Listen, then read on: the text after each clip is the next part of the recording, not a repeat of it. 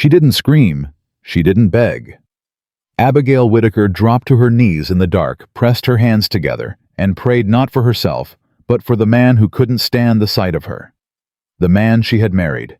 The man sleeping 20 feet away who had never once spoken her name with kindness.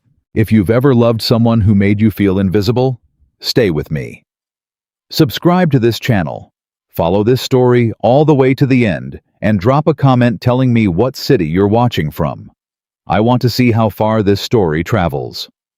Jonathan Whittaker had survived the war. He'd crossed frozen rivers in December, buried men whose names he still heard in his sleep, and come home to a Virginia estate that smelled like neglect and old grief. He'd survived all of it. What he hadn't been prepared for was her.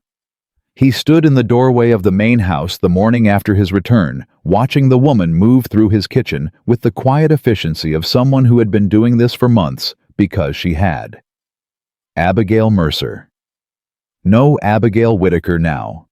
His wife, according to the letter his father had written 3 weeks before, dying the letter that had reached Jonathan in a military camp outside Baltimore with all the emotional weight of a ledger entry. Arrangements have been made. The Mercer girl will manage the estate in your absence. Upon your return, the union stands. That was it. No explanation. No apology. No acknowledgement that a man might want some say in the woman he would share a name with for the rest of his life. Abigail set a plate on the table and looked up. She wasn't what he'd expected. He didn't know what he'd expected, something meek maybe. Something fragile and apologetic the way women were when they knew they were unwanted. But her eyes were steady, dark brown, clear, and entirely unbothered by the fact that he was staring at her with barely concealed resentment. "You're back," she said. Not a question. "Appears so," Jonathan said. She nodded, once pulled out a chair at the head of the table, his father's chair, his chair, and gestured to it without a word. Then she went back to the stove. He sat down because he was tired, not because she'd told him to. The eggs were good. He didn't tell her that. 3 weeks passed. Jonathan learned the shape of her absence before he learned the shape of her presence. She rose before him. He didn't know how early. Only that every morning the fire was already lit and the kitchen already smelled of coffee by the time he came downstairs. She retired after him, or at least he never heard her door close before his own. She moved through the house like she'd mapped every floorboard, every creaking hinge, every draft that came through the east window when the wind picked up. He noticed these things because he was a man trained to notice, not because he cared. He told himself that every morning. The orchard was the first real conversation they had, if it could be called that. Jonathan had gone out after supper to walk the grounds the way he'd done as a boy, the way his father had done before him. The peach trees in the south field were ragged. Half the fruit had been lost to a late frost, and the trees that survived had gone mostly unattended through the spring. He stood at the edge of the row, looking at the damage, calculating the cost. "Silas told your father to let them go," Abigail said behind him. He turned. She was standing a few feet back, arms folded, looking at the trees with the same expression she seemed to use for everything: calm assessment. "My cousin," Jonathan said flatly. "Your cousin," she agreed. He said the soil in that section was exhausted, said it wasn't worth the labor to revive them. She paused. He was wrong. Jonathan looked at her. "You know orchards. My father had one, smaller than this."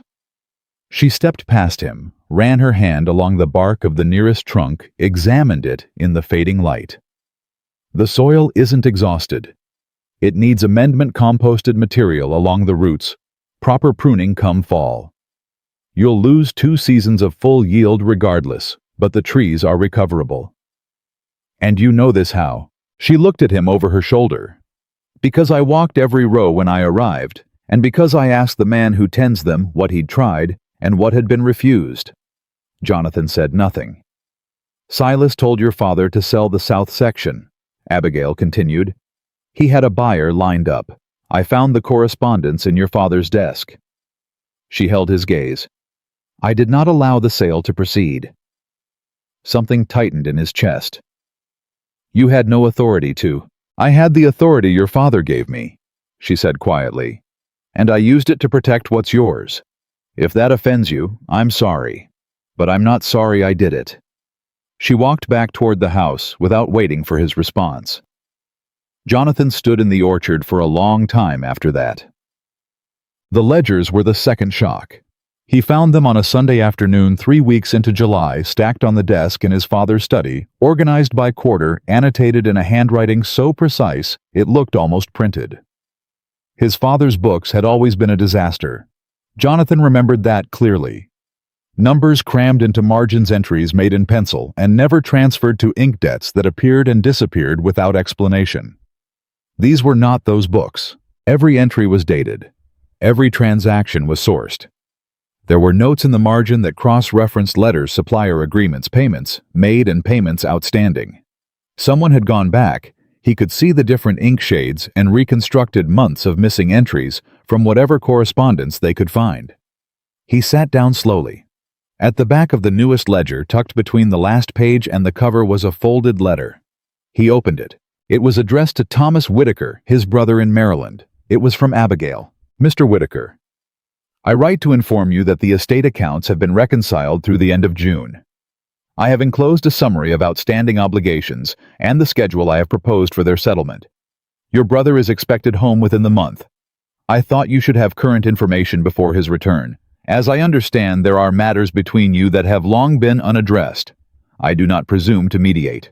I only note that a man who has been at war for 2 years may benefit from knowing he has family willing to meet him.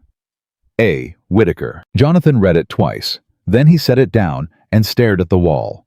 His brother Thomas had left the family 7 years ago after a dispute over inheritance that Jonathan had been too young to fully understand and too proud to ask about since. They had not written. They had not spoken. Jonathan had assumed that silence was permanent. Abigail had written to Thomas without being asked, without mentioning it, and with no apparent expectation of credit. He heard her footsteps in the hallway, that quiet, deliberate pace he'd already memorized without meaning to, and he called out before he knew he was going to. "Mrs. Whitaker." The footsteps stopped. A pause.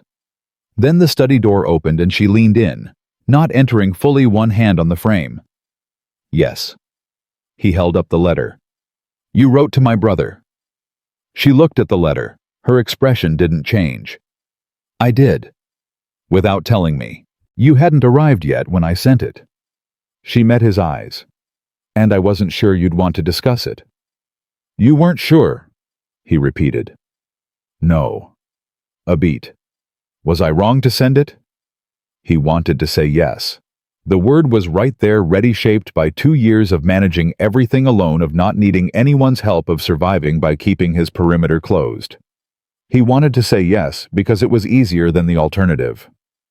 "No," he said instead. Something moved in her expression, not quite surprise but close. She nodded once. "Supper is at 7, she said, and pulled the door closed behind her. Jonathan sat in the study until dark. Dem. He started paying closer attention after that, and he hated himself for it. He noticed the way she repositioned the east window latch every morning so it wouldn't rattle in the afternoon wind. He noticed that she'd rehung 2 of the kitchen shelves that had been pulling from the wall for as long as he could remember. He noticed that the household staff, 3 people who'd been with the estate for years, and who had watched Jonathan's father's management with the quiet suffering of people with nowhere better to go, moved differently around her than they'd moved around his father. Not fearfully, not with the flattened deference of people trying to stay invisible. They moved like people who'd been given clear expectations and treated fairly when they met them. He asked May, the woman who'd cooked for the estate since before Jonathan was born, about it one afternoon. Directly, without preamble, the way he'd learned to ask questions in the army. "She pay you fairly?" May looked up from her work with an expression of profound patience. "She pays us what was agreed, on time, every month." "My father didn't." "Your father paid when he remembered." A pause. "Mrs. Whitaker remembers." Jonathan nodded and left the kitchen. That evening he sat across from Abigail at supper. They ate together, had from the first night, because to eat separately in a 2-person household would have been absurd, even by his standards of avoidance, and he looked at her properly for the first time. Not at the competence. not at the evidence. At her. She was eating with the unselfconscious ease of someone alone, which was how she always ate, because his presence, as far as he could tell, did not alter her behavior in the slightest. She read a letter while she ate correspondence, something she dealt with constantly, and her brow furrowed slightly at something in the text. "Problem?" he asked.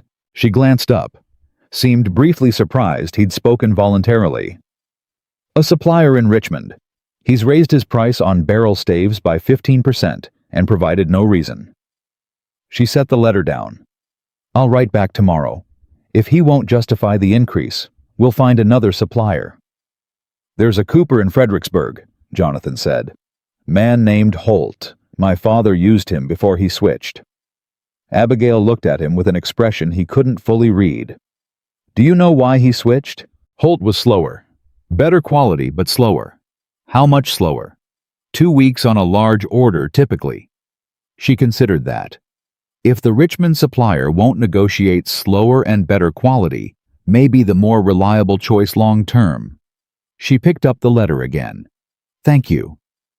He almost said, "Don't mention it," and stopped himself, because something in the automatic courtesy felt like a wall going up, and for once he didn't want the wall. "You're managing this estate the way a man would," he said instead. The letter lowered, slowly. Her eyes came up to his. "I'll take that however you intended it," she said, and her voice was carefully, precisely neutral. He realized too late how it had sounded. I know what you meant." She folded the letter. "You meant it as a compliment, and I understand that. But I'm managing this estate the way I know how to manage it, which is carefully and with attention to the people and things that depend on its functioning. The gender of that approach is not particularly relevant to me." Jonathan sat with that. "Fair enough," he said. She looked at him for a moment, studying, he thought, evaluating, and then the faintest shift happened in her expression. Not a smile. Something quieter. A small, genuine recognition, like she'd found something she hadn't expected. She picked up her letter and continued reading. Jonathan finished his supper in silence, but it was a different kind of silence than it had been before. The night he heard her pray, he hadn't meant to. He'd gotten up past midnight for water. Old soldier's habit, light sleeping, constant vigilance, and was passing her door when he heard it. Not words at first, just a sound. Low, nearly inaudible, the kind of sound a person makes when they believe absolutely no one is listening. He stopped. He knew he should keep walking. He was a man who understood the inviolable nature of private moments, who had spent years in close quarters with other men, and learned precisely where the invisible lines were. He stopped anyway. "Don't ask for much." Her voice was barely above a breath. "I know I don't. But if it's not too much to ask, let him find some peace. He carries something heavy, Lord, something I can't reach, and I'm not sure I'm the one meant to reach it. But someone ought to. He deserves that much, even if he doesn't believe it right now." A pause. "And if you could see fit to let him sleep, just sleep without whatever wakes him, I'd be grateful." Jonathan stood in the dark hallway and did not move. She knew. He didn't know how he'd said nothing, shown nothing, not by any measure he was aware of, but she knew about the nights. The 3 a.m. reckoning. The weight that sat on his sternum like a stone when he came back from wherever his sleeping mind sent him. She knew, and she had never mentioned it, never looked at him with pity over the breakfast table, never asked careful, probing questions, the way people did when they wanted to feel helpful. She'd prayed for him instead, in private, in the dark, without any expectation that he would ever know. Jonathan walked back to his room and sat on the edge of his bed and stared at the floor for a very long time. He thought about 2 years of war. He thought about his father's letter. He thought about a woman who'd arrived in a house that didn't want her, organized its ledgers, saved its orchard, written to its estranged family, paid its staff on time, and then gotten on her knees in the dark to pray for the man who'd barely spoken a civil word to her in a month. He thought about what that cost a person, the kind of grace that required, the specific, quiet, devastating strength of it, and he thought for the first time clearly, without the comfortable armor of resentment, that he had profoundly misjudged the woman he had married. He didn't sleep that night, but for the first time in a very long time, it wasn't the war that kept him awake. Jonathan didn't speak of what he'd heard outside her door.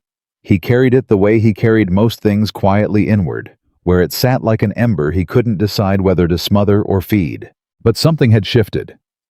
He felt it the next morning when he came downstairs and she was already at the table writing her coffee half finished beside her.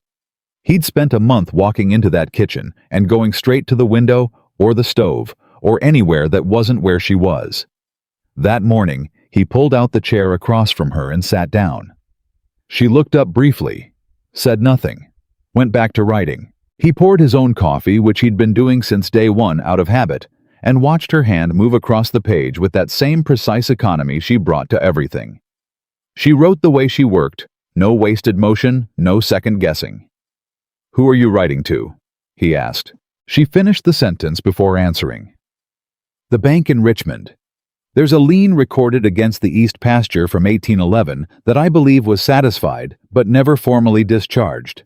If I'm right, it's creating a cloud on the title that could complicate any future transaction." He stared at her. "How did you find that?" "I read the deed records." She folded the letter with clean, practiced creases. "Your father kept copies in the third drawer of the study desk. They hadn't been touched in some time. I didn't know there was a lien. Most people don't know what they have until someone looks." She met his eyes. "I look." He believed her.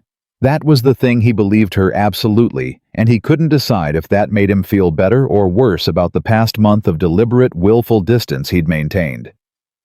He'd been treating her like an imposition, and she'd been treating his family's estate like something worth saving. "The bank will respond within 2 weeks if they're prompt," she continued, sealing the letter. "I'll follow up if they're not. And if the lien wasn't satisfied, then we satisfy it now and have it discharged properly. The amount would be approximately $40 based on the original terms." She set the letter aside. "I've already accounted for that contingency in the July figures." He sat with his coffee and looked at the woman across the table from him, really looked the way he'd been avoiding and said what he was actually thinking, which was not something he did often. "You've been doing this since you arrived." She tilted her head slightly. "Waiting." "Protecting this place," he said. "Without anyone asking you to." Something crossed her face, not quite emotion, but the shape of it a brief flicker before the careful composure returned. "Someone had to," she said simply. "And I was here." "That's not an answer." She was quiet for a moment. Then quietly, "It's the only one I have, Mr. Whitaker." He noticed she still called him that. "Mr." As though the marriage were a business arrangement she hadn't presumed to make personal. The realization sat uncomfortably. "Jonathan," he said. She looked at him. "My name," he said. "You can use it." Another pause, long enough that he thought she might decline, which would have been entirely reasonable given everything. Then carefully testing the word, it seemed, making sure of it before she committed Jonathan. It shouldn't have mattered. It did. He drank his coffee and didn't analyze why. What? Silas Mercer arrived on a Thursday without a letter of notice, which was how Silas always arrived, as though the expectations that governed other people's behavior simply didn't apply to him.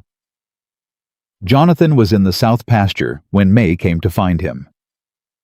"Your cousin's in the parlor," she said, and the flatness in her voice told him everything he needed to know about May's opinion of the visit. He found Silas exactly where he expected, not sitting but standing, moving around the room with that particular possessive energy. He'd always had the energy of a man who believed that every space he entered was by some natural law, his to assess and ultimately acquire.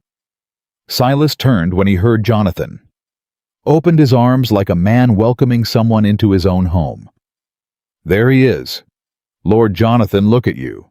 War suits some men. Silas." He shook his hand once briefly. "You might have written." "I was in the area."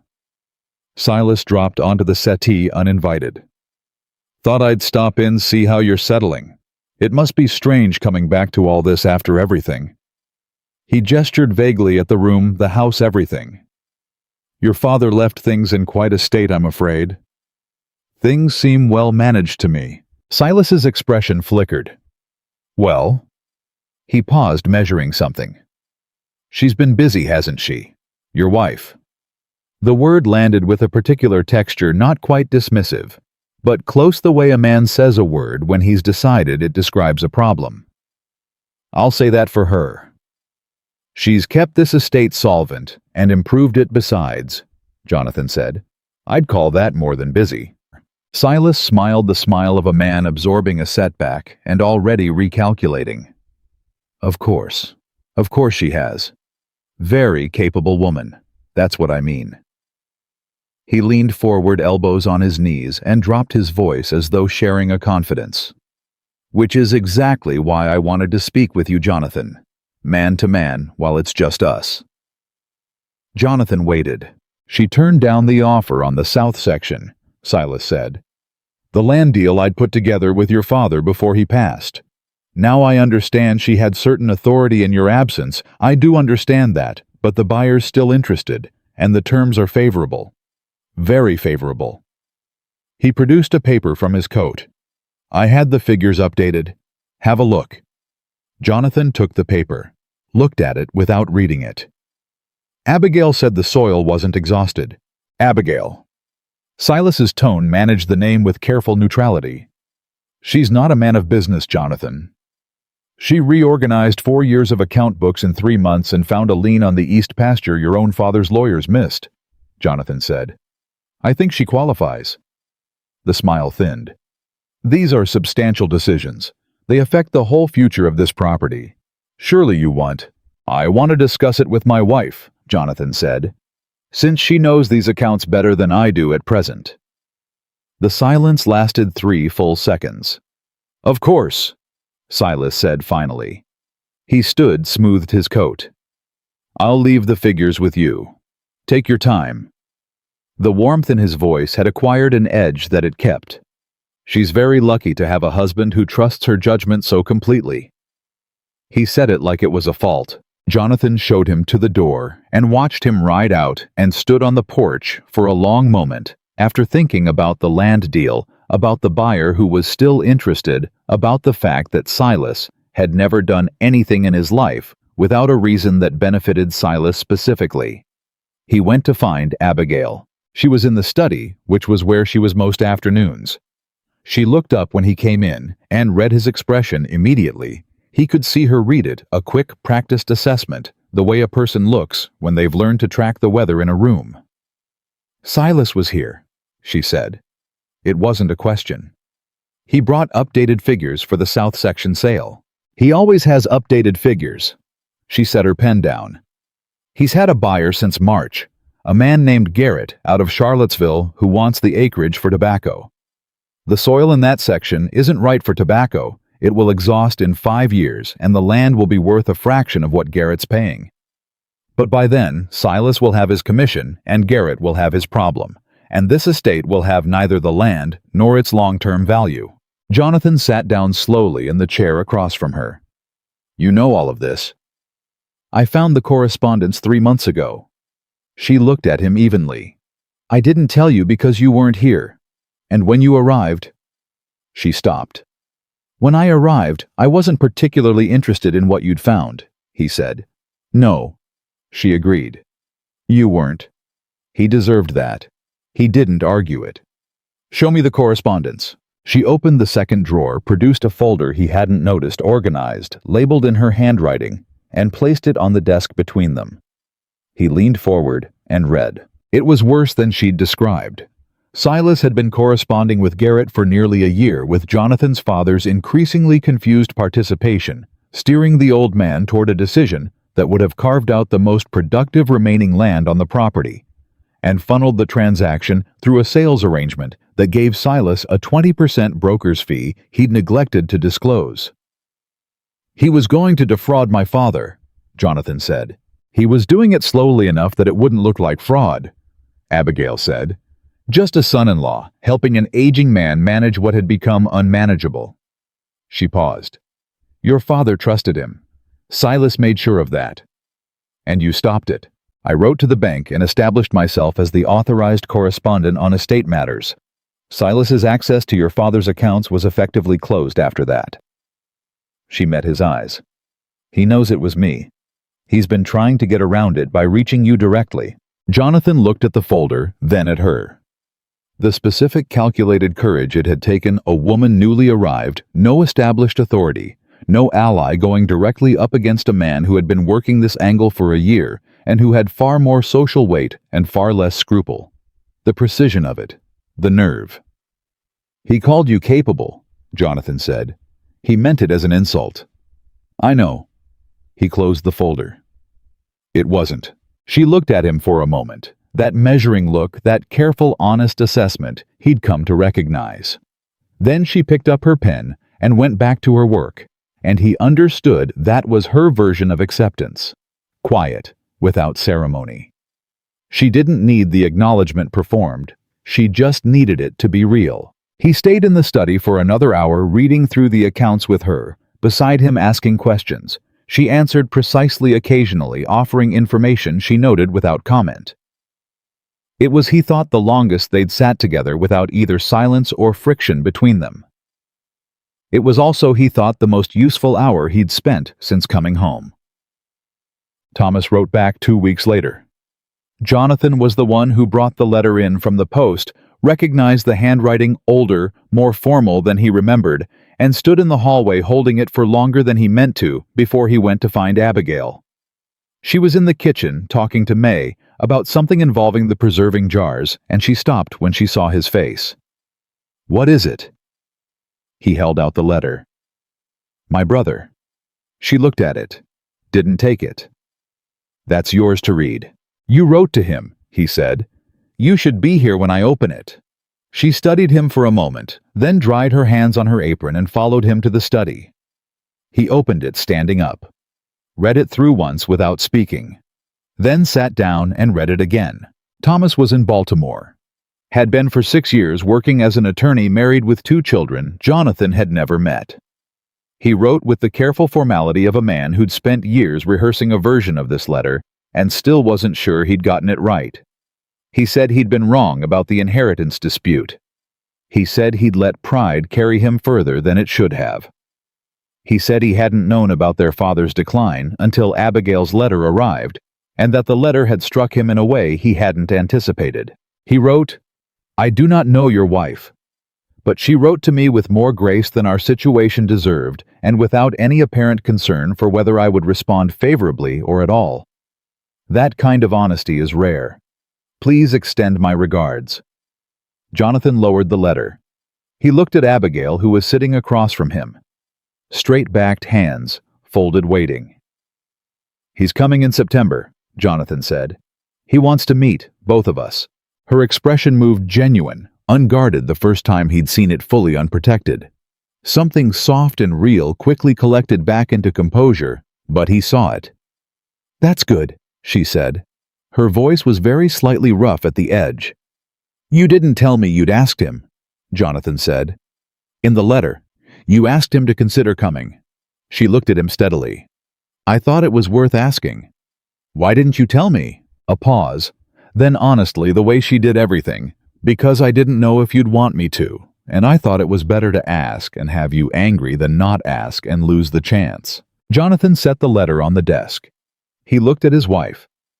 This woman who had arrived in his home as a stranger, as an imposition, as the consequence of a dying man's arrangement, and he felt something give way inside him. Not dramatically, not the way things gave way in novels with great feeling and proclamation. Quietly, the way ice gives way in early spring. A slow, fundamental crack in something he'd been holding rigid for a very long time. Abigail, he said. She waited. I owe you an apology, he said. A genuine one, not a polite one. Her chin lifted slightly, not defensively, but like she was bracing for weight. She wasn't sure she trusted yet. I treated you like something I hadn't chosen, he said. Which was true. But that wasn't your fault, and you didn't deserve the coldness. You came here, and you held this place together, and you handled things I should have been handling, and I—" He stopped, tried again. "I was not what you deserved. I'm aware of that." The silence stretched between them. "You're aware of it now," she said at last. Not bitterly, factually. "Yes." Another pause. She looked at him for a long time, and he let her because she'd earned the right to look as long as she needed to. "Then that's a start," she said quietly. It wasn't forgiveness exactly. It wasn't absolution. But it was a door held open, and he understood what it cost her to hold it after a month of silence, after Silas, after the orchard, and the ledgers, and the letters, and the long dark hours of prayers he was never meant to hear. He nodded, picked up the letter from Thomas again, turned it in his hands. "I should write back today," he said. "You should," she agreed. "Will you?" He hesitated.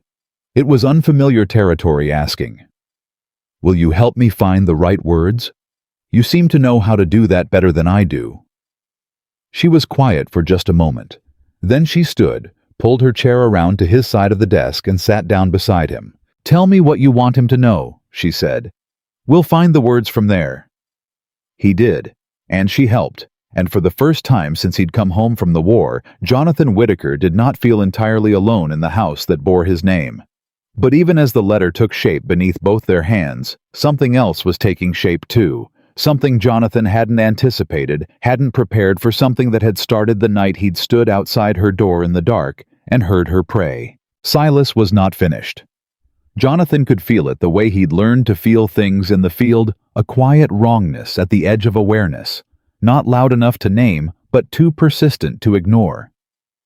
His cousin had ridden away too smoothly, accepted the rejection too easily, and a man like Silas Mercer did not accept things easily.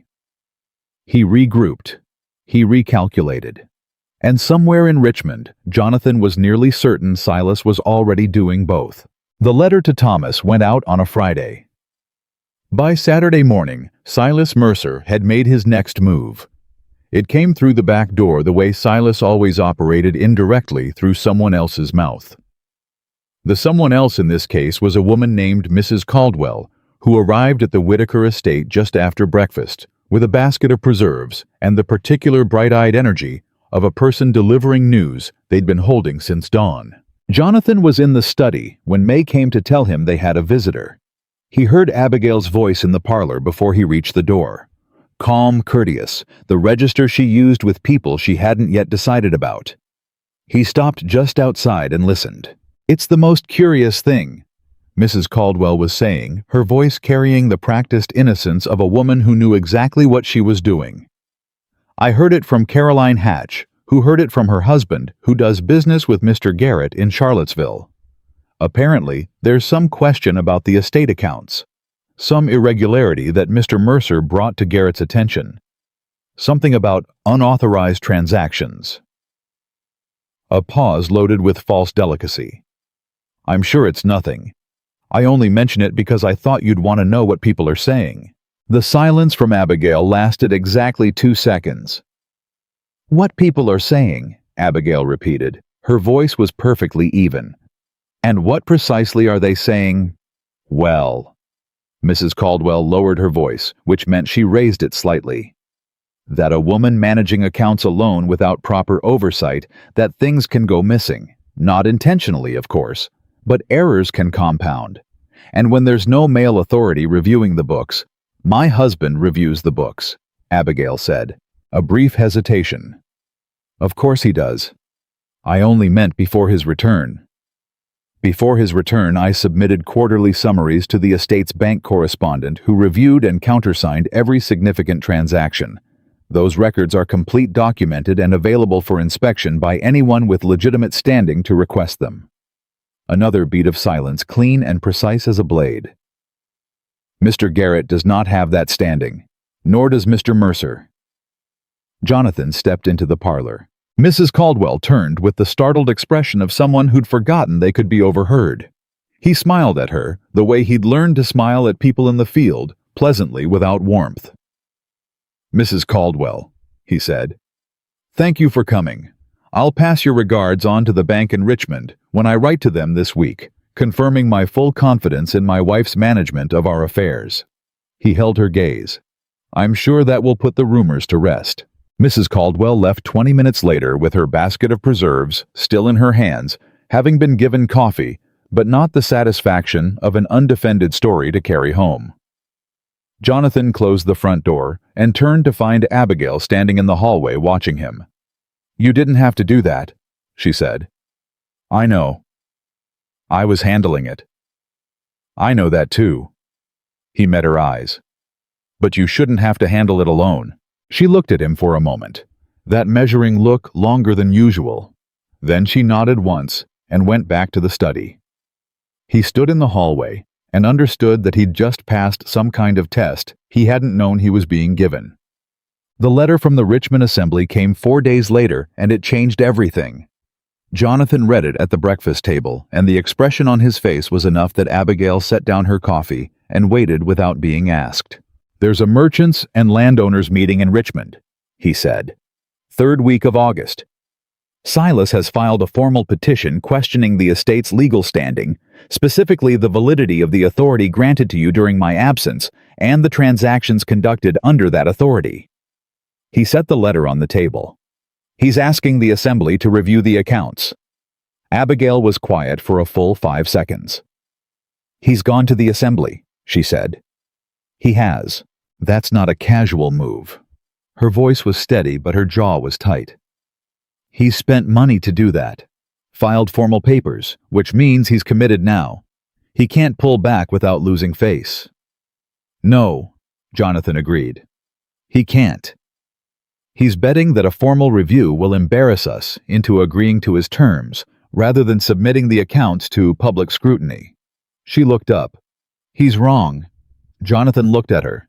"How wrong?" "Every transaction I made is documented. Every authorization is sourced. The bank correspondence alone would take a reviewing committee 2 days to read, and they'd find nothing because there is nothing." Her eyes were clear and certain. "Silas is betting I kept sloppy records, or that I'd rather fold than fight. He doesn't know me very well." "No," Jonathan said. "He doesn't." He picked up the letter again. "We'll go to Richmond, both of us, and we'll bring every document you have." She nodded. "I'll need 3 days to prepare a complete summary, organized for non-specialist people who understand land and commerce but may not follow detailed account notation." "Can you do it in 2? She considered. "Yes." "Then we leave Thursday."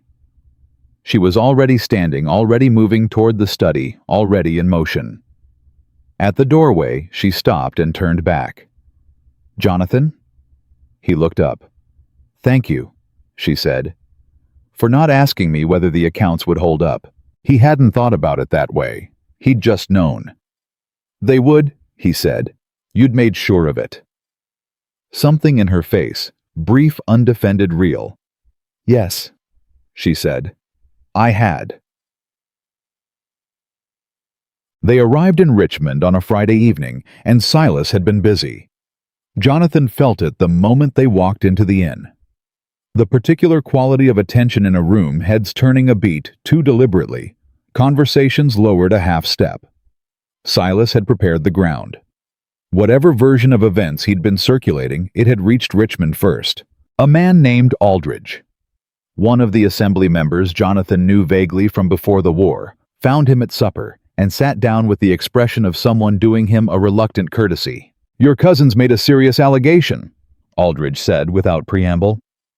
"The formal petition claims your wife conducted transactions beyond her authorized scope and concealed them from your father's correspondence.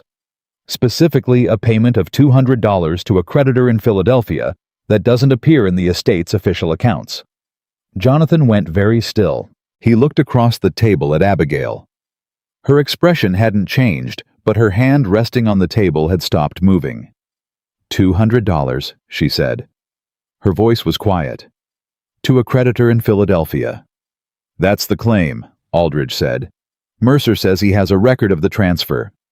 "He has a forgery," Abigail said. Aldridge blinked. There was no payment to Philadelphia. She continued evenly. There was a payment to a creditor in Alexandria, $112, documented, authorized, cross-referenced in the bank records and the estate ledger both. If Silas has a record showing $200 to Philadelphia, he created it. She looked at Aldridge. I have the original Alexandria documentation in my case. I have the bank confirmation letter dated 3 days after the payment cleared. I have the creditor's receipt. She paused. How many documents does Mr. Mercer have? Aldridge cleared his throat. He presented one, a transfer record. Undated. A pause. The date was partially obscured. Of course it was. She looked at Jonathan, then back at Aldridge. I would like to present our documentation to the full committee tomorrow morning before the formal session. If the committee reviews our records first, Mr. Mercer's document will be considerably easier to evaluate in context. Aldridge looked between them. Then he nodded slowly. I'll arrange it. When he left, Jonathan leaned forward across the table. He fabricated a document. He altered one more likely, Abigail said. Her voice was tight in a way he hadn't heard before, controlled but barely. The Alexandria payment was real. He's taken the reference and changed the figures. It's harder to disprove an altered document than a fabricated one because the base record is genuine. But you have the originals. I have everything. She met his eyes, and for the first time since Richmond, he saw what was underneath the composure. Not fear exactly, but something close. The weight of being right when no one will believe you until you prove it. The exhaustion of having to prove it at all. Jonathan, if this committee decides against us, they won't. If they do, Abigail. He said her name the way she'd first said his, with intention, with weight. They won't, because you're right and you can prove it, and I will be standing beside you when you do. She looked at him across the table for a long moment. The noise of the inn went on around them. Other people's conversations. The ordinary sounds of an ordinary evening, entirely indifferent to the thing hanging between them. All right, she said at last, quietly. All right. The committee room the next morning held 7 men at table, and the particular heavy atmosphere of formal proceedings in summer heat. Silas arrived late, which was a performance, giving himself an entrance, letting the room know he wasn't rattled. He was rattled. Jonathan could see it in the set of his shoulders, in the way his eyes went immediately to Abigail's case on the table before him, calculating its thickness. The committee chair, a heavy-set man named Broussard, opened the session by inviting Silas to present his allegation. Silas stood, smoothed his coat, and delivered the story he'd prepared, confident, detailed, calibrated to sound like reluctant concern from a family member who hated to bring it forward, but simply had no choice given his duty to the estate's integrity. Jonathan watched the committee as Silas spoke. 3 of them were nodding. Not convinced, necessarily, but following. The story was plausible. Silas had chosen his details carefully. Then Broussard turned to Abigail. Mrs. Whitaker, you may respond. She stood. She didn't look at Silas. She looked at the committee, each man briefly, directly, and then she placed the first document on the table and began. She was extraordinary. Jonathan had known she was competent. He'd seen the evidence of it for 2 months. But this was different. This was Abigail Whitaker, in front of 7 men who'd arrived inclined to take a man's word over a woman's, dismantling a carefully constructed lie, with the patience and precision of someone who had anticipated every point of attack and prepared for it before Silas had even filed the petition. The Alexandria payment, original bank confirmation dated, signed, cross-referenced. The creditor's receipt signed by the creditor himself with his Philadelphia address, which was, she noted, different from an Alexandria address. A geographical distinction that had apparently escaped Silas's attention when he'd made his alterations. She laid the documents side by side. She explained the discrepancy without drama, without accusation, in a flat, factual voice that was somehow more devastating than fury would have been. She was not performing outrage. She was simply correct. "The document Mr. Mercer presented to this committee," she said, "describes a transaction that did not occur in an amount that does not match any record in the estate accounts on a date that is not legible to a city that is not Alexandria." She looked at Broussard. "I submit that this committee is being asked to adjudicate a forgery." The room was very quiet. Silas's attorney leaned toward him and said something in a low, urgent voice. Silas's jaw tightened. Broussard looked at the two documents side by side for a long time. Then he looked at Silas. "Mr. Mercer, can you speak to the provenance of your document?" Silas said. "I received it in good faith." "From whom?" A pause. A fractional pause, barely there. But Jonathan had spent 2 years reading men under pressure, and he saw it. "A business correspondent," Silas said. "I can provide the name." "You'll need to," Broussard said. The session broke for an hour, while Silas conferred with his attorney. Jonathan sat beside Abigail at the table and didn't speak because she didn't need words. Right now he could see that. She sat straight, hands folded, looking at nothing in particular, the way a person looks when they've done everything they can do and are now waiting for the world to catch up. He put his hand over hers on the table. Just for a moment. Not performing anything, not making a statement. Just there. She looked down at his hand, then up at him. She didn't pull away. When the session reconvened, Silas's attorney presented a name, the business correspondent who'd allegedly provided the document, and Broussard dispatched a clerk to verify. The verification took 40 minutes and came back negative. No such correspondent with that name existed in the Richmond Business Registry. No such transaction had been filed with the Charlottesville Land Office. The document Silas had submitted could not be traced to any legitimate origin. Broussard looked at Silas with the expression of a man who had been in this room for many years and had very little patience left for people who wasted his time. "Mr. Mercer," he said, "this committee finds no evidence of financial irregularity on the part of Mrs. Whitaker. The accounts she has presented are thorough, documented, and properly authorized. Your petition is denied." He paused.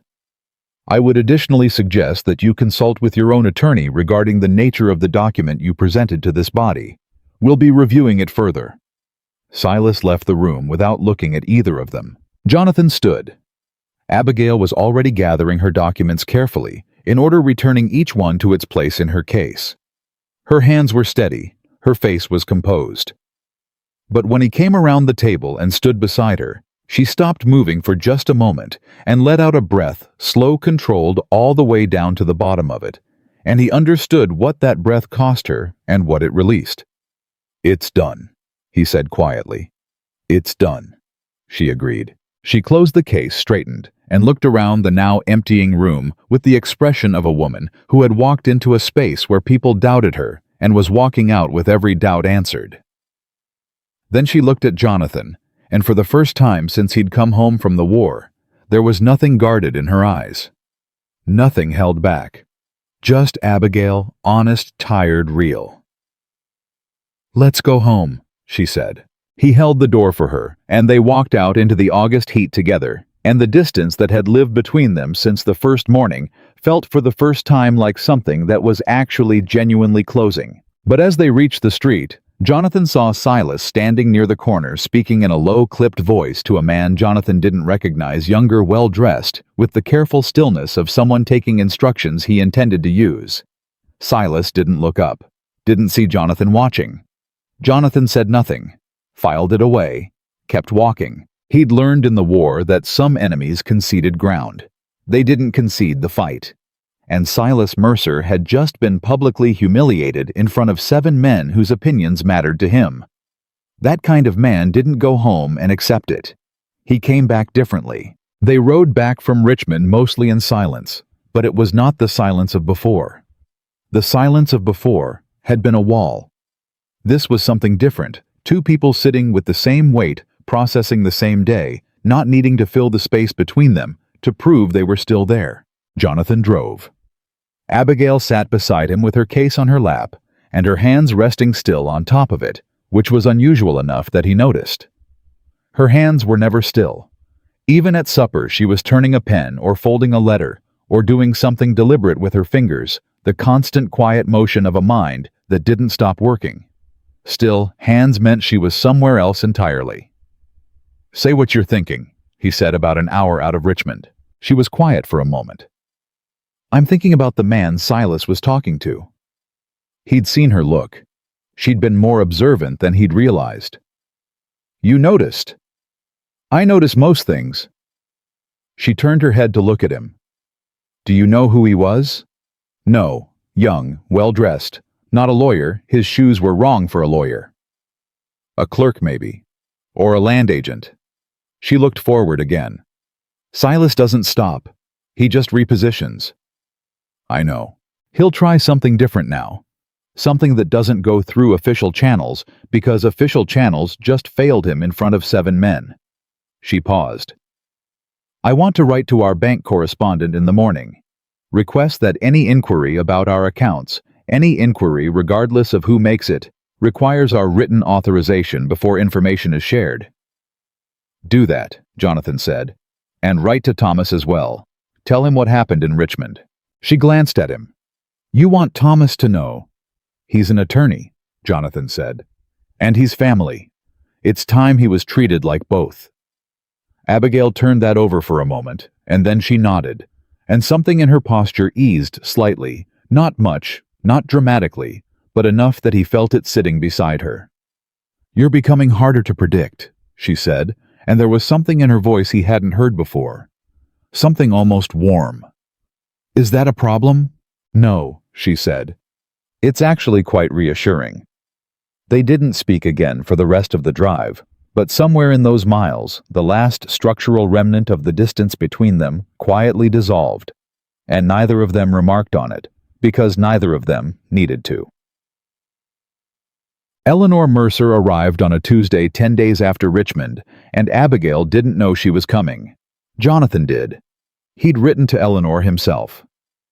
Abigail's mother, a woman he'd never met. A woman he knew only from Abigail's careful, infrequent references 2 weeks before the Richmond Assembly, after the night he'd stood outside Abigail's door, and understood with the clarity of a man who'd been refusing to see clearly for too long that his wife had no one in this house but herself. He'd asked Eleanor to come. He'd said plainly that her daughter had handled more than any one person should handle alone, and that it would be right for her to have family nearby. He'd said the estate had room, and the welcome was genuine. He'd signed it with his name and meant every word.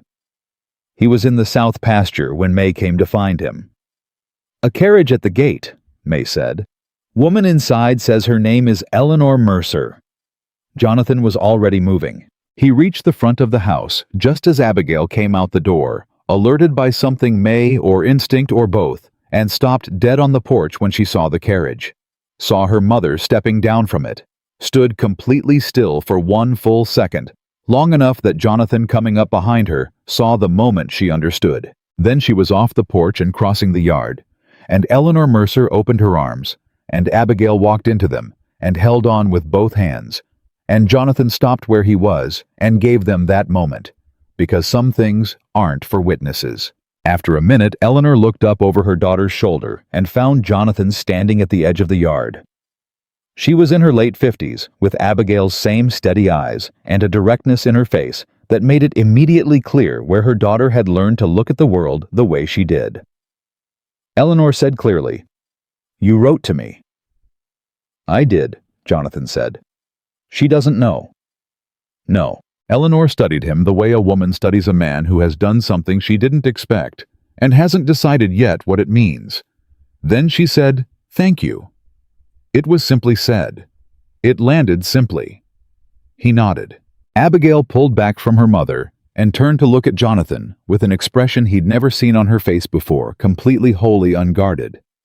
No composure, no careful management, nothing held in reserve. Just Abigail and the thing she actually felt, which was large and real and entirely unperformed. "You wrote to her," she said. "You needed family here," he said. "So I wrote to her." She looked at him for a long moment. Her eyes were bright. She didn't let the tears fall. That wasn't who she was, but she didn't entirely hide them either, and he counted that as the most honest thing she'd ever shown him. "That was—" she stopped. tried again. "Jonathan, that was the right thing," he said simply. "That's all." She pressed her lips together, nodded once, and turned back to her mother. But her hand, as she turned, reached out briefly and caught his, for just a moment, a single deliberate pressure, and then let go. He stood in the yard while they went inside together, and the warmth in his chest was something he hadn't felt in so long he'd almost forgotten what it was. Eleanor had been in the house 3 days when Silas's second move arrived. Not a committee petition this time. Not an official document. Something quieter and more dangerous. A letter addressed to Eleanor Mercer at her home county, forwarded by a neighbor who thought she should know. Jonathan found out when Eleanor brought it to him directly, without telling Abigail first, because Eleanor Mercer had assessed the situation with remarkable speed and understood precisely who needed to know what, in which order. She put the letter on the desk in front of him and stood back with her arms folded. "Read it," she said. He read it. It was written in a tone of grave, reluctant concern, anonymous of course, no signature, and it alleged that Abigail had been misrepresenting the estate's financial position to both Jonathan and the Richmond Committee, that the Alexandria payment was only one of several unauthorized transactions, and that a woman of Abigail's background, the word background, was doing considerable work in the sentence, had no legitimate basis for the authority she'd assumed. The last paragraph suggested that Eleanor, as a concerned mother, might want to encourage her daughter to step back from estate management before further irregularities came to light. Jonathan set the letter down very carefully. "This is Silas," he said. "Obviously," Eleanor said. "He can't touch the accounts. He can't touch the Richmond verdict. So he's going after her reputation through family pressure instead." She looked at Jonathan with the frank, measuring directness that explained everything about where Abigail had learned it. "He thinks I can be used to make her doubt herself." "Can he?" Eleanor's expression was answer enough. "My daughter has not doubted herself since she was 14 years old." She paused. "What I need to know is what you intend to do about this." Jonathan picked up the letter again, read the last paragraph once more, and felt something he recognized from the war. The specific cold clarity of a man who has been patient for as long as patience serves a purpose, and has now reached the other side of it. "I'm going to end it," he said. Eleanor looked at him for a moment. Then she pulled out the chair across from his desk and sat down. "Tell me how." He told Abigail that evening. All of it, the letter to Eleanor, Eleanor's response, the anonymous letter from Silas. He told her at the desk, seated across from her, the way they'd sat the evening they wrote to Thomas together, because he'd learned that this was how they did their best work. Face to face. Everything on the table. Abigail read the anonymous letter without speaking. Her face was still. When she finished, she set it down and looked at the desk surface for a moment. Not at him, and he let her have that moment because he understood it, the particular cold fury of someone who has done everything right and is being attacked for it anyway. "He's not going to stop," she said. "Not voluntarily. No, he needs it to cost more than it's worth." She looked up. "Not legally, we've already won that. Socially. The people who matter to Silas are the people whose opinions he's been managing. If those people see him clearly enough, he loses everything he's been protecting." Jonathan leaned forward. "There's a harvest social at the Aldridge estate next month. Broussard will be there. Half the Richmond committee. Most of the county families." He paused. "Silas will be there." Abigail was quiet, thinking. "If we attend," she said slowly, "and we're seen together, not separately, and if the people who reviewed our documentation see us as a unit rather than a man embarrassed by his wife's overreach, then Silas's narrative collapses," Jonathan said. "He's been counting on the assumption that I'd eventually distance myself from your decisions, that I'd let you take the weight of this alone." She met his eyes. "Would you 6 weeks ago?" The question was honest. She deserved an honest answer. "Probably," he said. "6 weeks ago, yes." She nodded slowly. Absorbed that without flinching, the way she absorbed most truths, not comfortably, but without looking away from them. "And now I know what you've built here," he said. And I know what it cost you. And I'm not a man who lets someone else take the consequences of what he should have been doing himself." She looked at him for a long moment. Something moved through her expression. Something deep and quiet. And carefully considered, like a woman adding a new piece of evidence to a case she'd been building for a long time. "Then we go to the social," she said. "We go to the social," he agreed. The night before the Aldridge social, Jonathan couldn't sleep. He sat at the edge of his bed in the dark and listened to the house settle around him. Those familiar sounds, the creak of the east window frame, the distant call of something outside, and he thought about the war and what it had done to his capacity for trust, for openness, for the ordinary human act of letting someone else matter to you. He thought about the night he'd heard Abigail pray. He thought about $200 in an altered document, and the look on Silas's attorney's face when the lie unwound in a committee room, and Abigail's hands gathering her documents in order after it was over, steady, methodical, as though vindication were just another task to complete properly. He thought about her hand catching his as she turned away in the yard after Eleanor arrived. A single deliberate pressure. And then letting go. He got up, walked down the hall, stopped outside her door. He raised his hand to knock, and then stopped because he understood the peculiar irony of standing in this exact spot, and because knocking at midnight was not the same thing as the thing he actually needed to say. He lowered his hand, but he stood there a moment longer and said quietly, too quiet for anyone to hear, just himself, and the dark hall, and whatever he believed was listening, "I don't deserve her, but I'm going to spend a considerable amount of time trying to." He went back to bed, slept for the first time in longer than he could remember without waking. The morning of the social, Eleanor found him at breakfast before Abigail came down.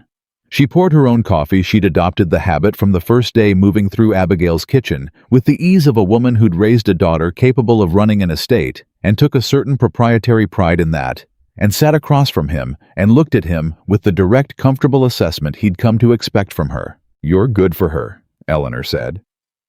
"I didn't think you would be. I want you to know I thought you'd be exactly what she was afraid of when she came here." Jonathan looked up from his coffee. What was she afraid of? "Being invisible," Eleanor said simply. "Being useful and invisible. The way women are when they're capable in a house that doesn't want capability, just compliance." She wrapped her hands around her cup. She'd been told her whole life that her strengths were inconvenient, that she thought too much, managed too well, made men feel, she paused, choosing the word carefully, unnecessary. "She does none of those things," Jonathan said. "No, she does all of those things," Eleanor said. "But she does them in a way that makes you better if you'll let her. The men who couldn't let her, that was their failure, not hers." She looked at him steadily. "I'm still deciding which kind of man you are." He held her gaze. "I know," he said. "I'm still deciding too."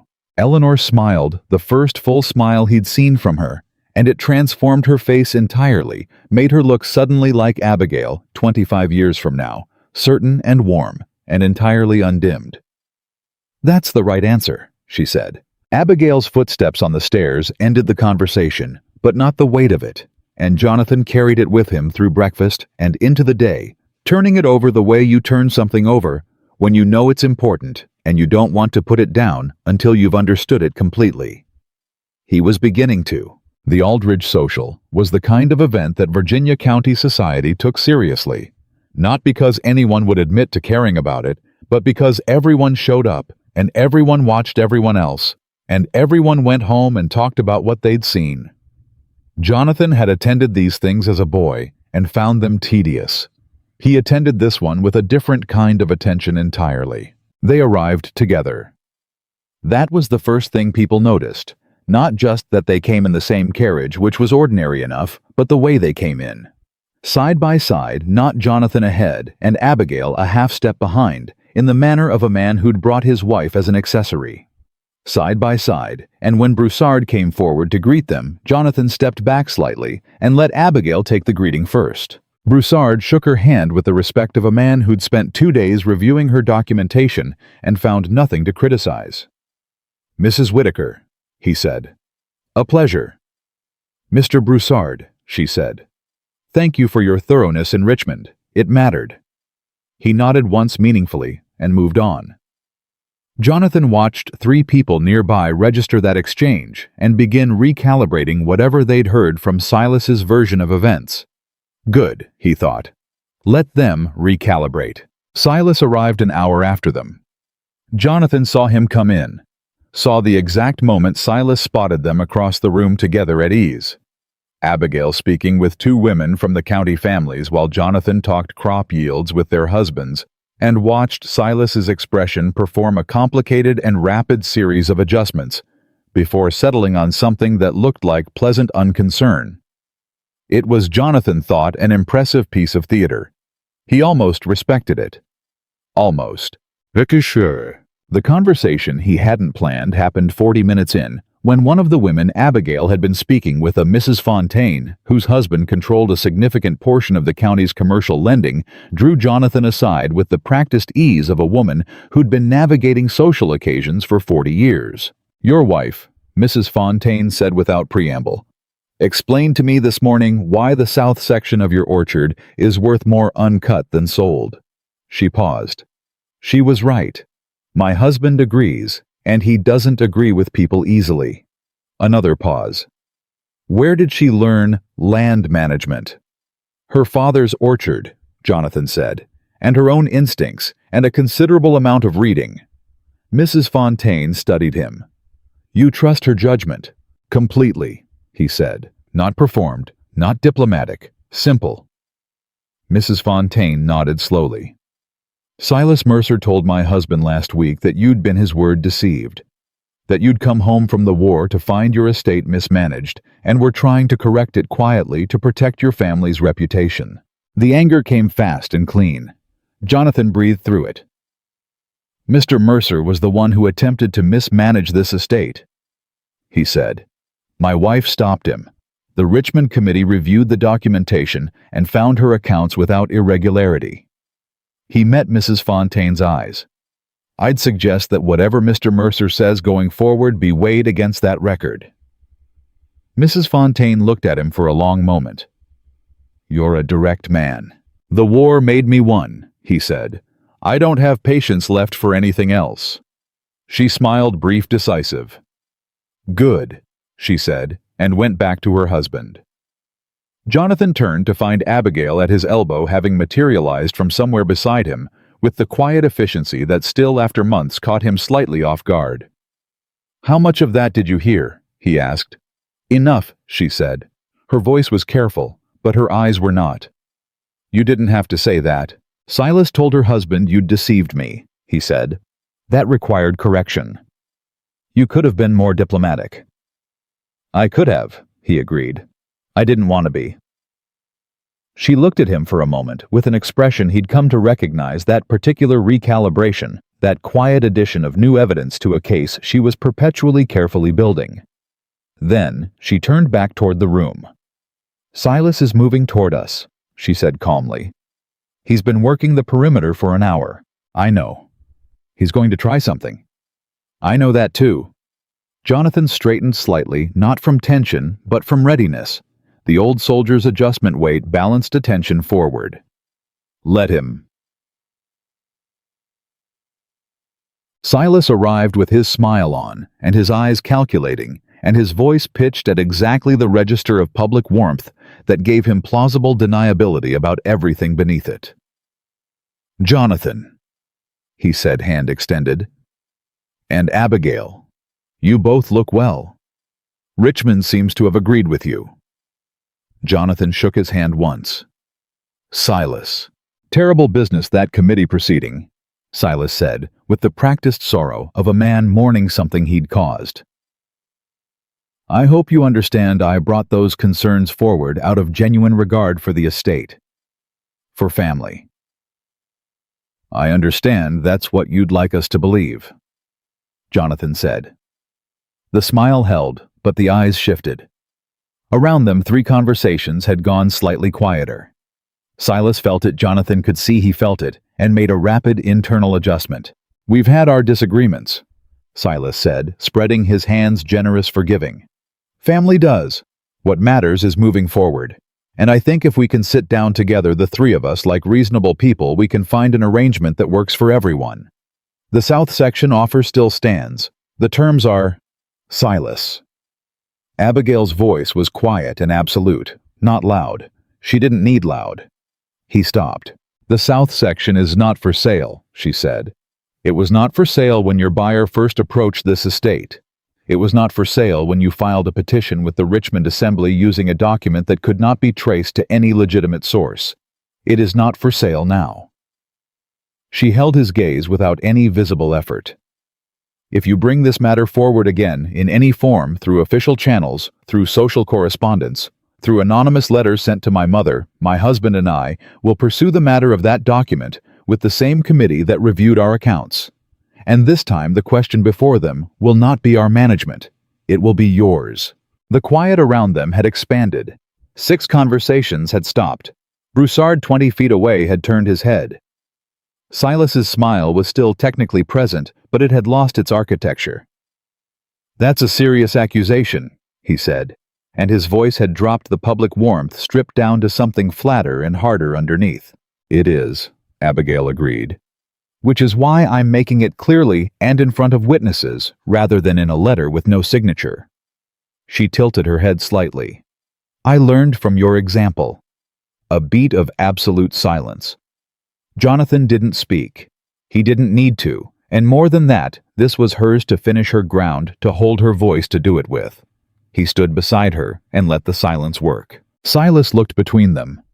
Looked at the room, at Broussard, at Fontaine, at the 6 stopped conversations, at the faces of people who'd heard everything, and were now doing their own calculations about what it meant.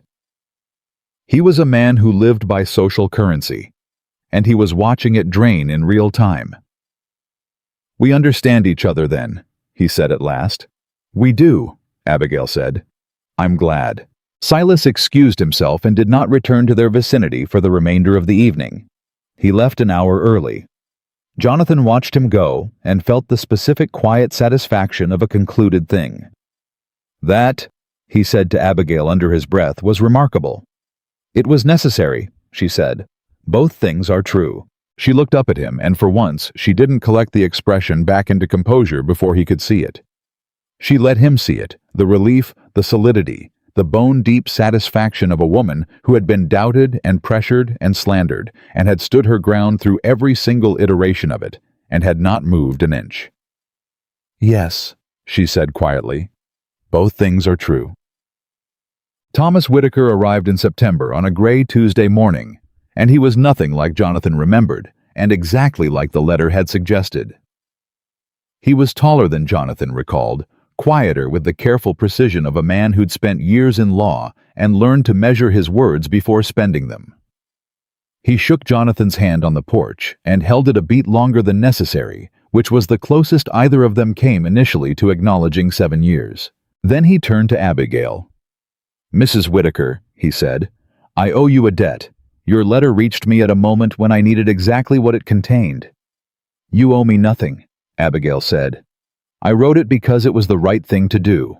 "That's exactly the kind of thing that creates debts," Thomas said, and something in his voice was warm in a way that surprised Jonathan, because Thomas had never been a warm man, or hadn't been 7 years ago. The intervening years had apparently done something to him that Jonathan hadn't expected. "My wife sends her regards. She's hoping you'll come to Baltimore in the spring." Abigail blinked. "I've never met your wife." "No," Thomas agreed. "But she's read your letter 3 times and has decided she approves of you. In our house, that's faster than usual." Abigail laughed a real laugh, unplanned, brief, and genuine, and Jonathan stored it away with the small collection of things about her that he hadn't expected, and had come to value precisely because they were unexpected. The 3 of them spent 2 days together. Jonathan and Thomas talked awkwardly at first, with the stiffness of men who'd built 7 years of separation into their posture and didn't know yet how to dismantle it. And then with increasing ease, the way brothers talk when they've decided the cost of continuing to be estranged has finally outweighed the pride that required it. They talked about their father, about the estate, about the inheritance dispute that had never, it turned out, been about money. It had been about their father's approval, which neither of them had ever received in the form they'd needed, and both of them had spent years pretending they didn't want. Abigail mostly let them talk and was present enough to keep the conversations from collapsing when the old scar tissue tightened. She had a gift for that, for knowing when to speak, and when her presence alone was the thing that held the space stable. On the second evening after Thomas had gone to bed, Jonathan and Abigail sat in the study in the easy quiet of two people who'd earned their right to silence together. The accounts were on the desk between them. He'd been reviewing them genuinely. Reviewing, not checking behind her. Just learning. And she'd been writing a letter to the Alexandria creditor confirming the final discharge of the estate's outstanding obligation. "He's going to be all right," Abigail said without looking up. She meant Thomas. "I think so," Jonathan said. "I think we both are." He paused. "I have you to thank for that." She set her pen down, looked at him. "You wrote to my mother," she said. "You stood beside me in Richmond. You corrected Silas's story to the Fontaines before I even knew he'd told it." She held his gaze steadily. "We have each other to thank." He looked at his wife, this woman who had arrived in his house as a ledger entry, as an arrangement, as something his dying father had decided for him. And he thought about Eleanor's words on the morning of the social. She'd been told her whole life that her strengths were inconvenient. "I was wrong about you," he said. "From the first morning, I decided what you were before I'd seen you, and I was wrong." "You were grieving," she said, "and wary, and a man who'd been managing alone for 2 years and didn't know how to stop." She wasn't excusing it, he could hear that. She was just describing it accurately the way she described everything. "You stopped stopping," she added. "That's what mattered." "It shouldn't have taken me as long as it did." "No," she agreed. "It shouldn't have." He appreciated that she didn't soften it. She never softened things that shouldn't be softened, and he'd come to understand that this was one of the truest forms of respect she offered, the refusal to make things easier than they were. "I heard you pray," he said. "The night I told you, I heard you. Outside your door." She went still. "I wasn't meant to," he said. "I know that. But I heard you ask for peace for a man who hadn't earned it from you, who'd given you nothing to pray for except evidence that he didn't deserve it." Her eyes were very steady on his. "Jonathan, you asked for him to sleep," he said, "without whatever woke him. You didn't ask for him to treat you better, or see you clearly, or any of the things you actually needed. You prayed for his peace." He stopped. Let the weight of it sit between them.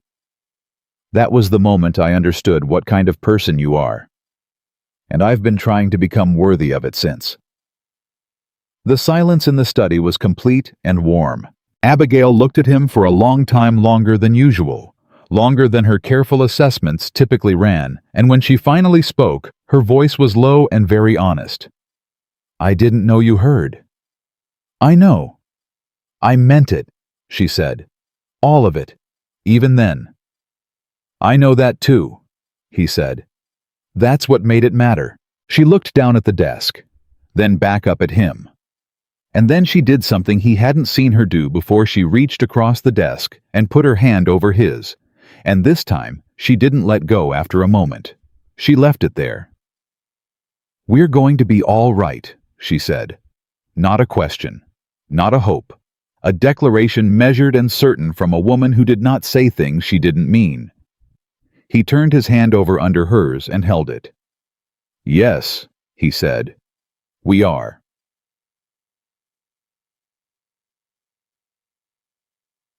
The weeks that followed were ordinary in the best possible way. Thomas went back to Baltimore with a promise to return in the spring, and an invitation extended jointly signed by both of them for the full Whitaker family to spend 2 weeks at the estate in June.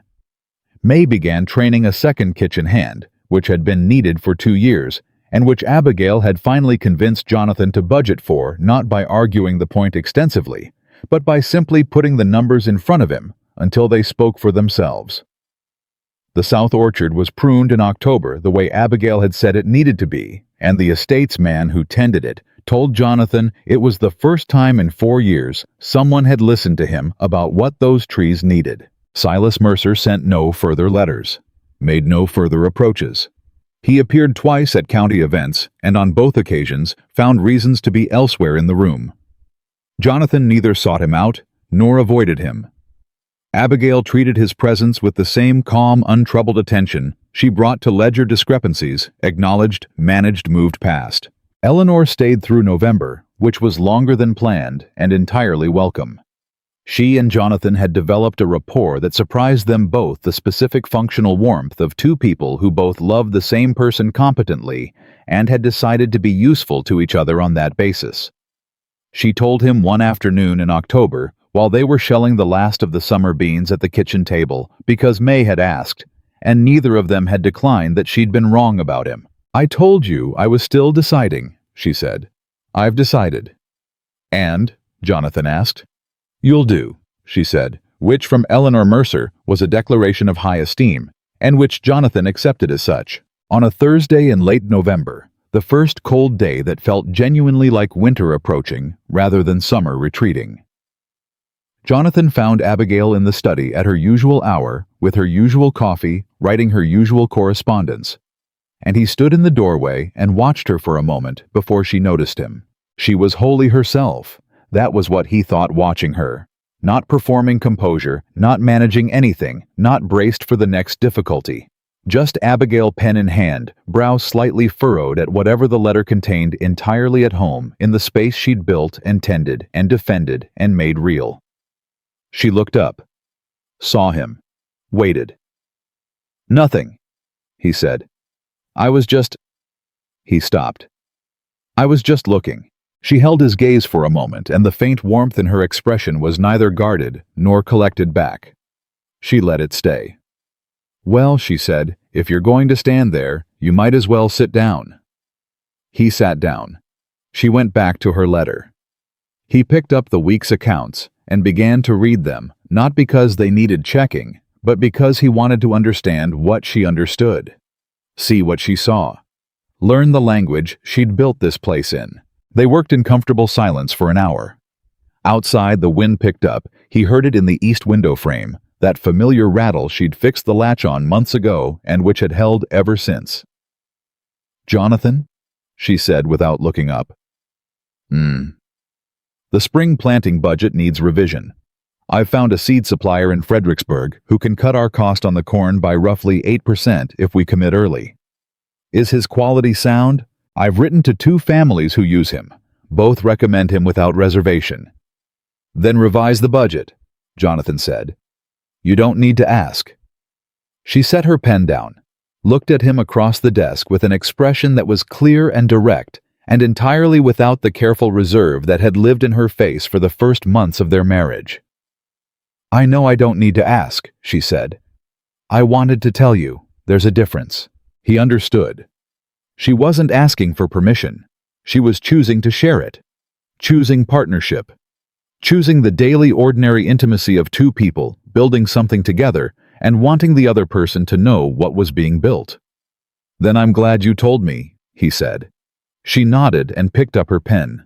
Jonathan looked at his wife, at the woman who had saved his estate, and his brother, and his sleep, and his capacity to trust, who had prayed for his peace, when he deserved none of her prayers, who had stood in a committee room and dismantled a lie with documentation and sheer unassailable integrity, who had looked at a man who treated her like an imposition and decided quietly without announcement to make herself indispensable, not out of strategy, but out of principle, and he understood with the full and settled certainty of a man who had taken too long to see clearly and would not make that mistake again, that he had not simply been given a wife, he had been given a partner. A woman of uncommon courage and uncommon grace. A woman who had held this place up with both hands while he'd been too proud and too wounded to help her carry it. He had not deserved her on the day she arrived. He intended to spend the rest of his life making sure she never had reason to doubt that he understood that, and that the man she'd prayed for in the dark had finally fully and without reservation become a man worthy of her prayers. Some men learned their worth through war. Jonathan Whitaker learned his through the woman across the desk, her steady hands, her honest eyes, and the quiet, unbreakable certainty that the life they were building together was worth every difficult day it had taken to build it. That was enough. That was, in fact, everything.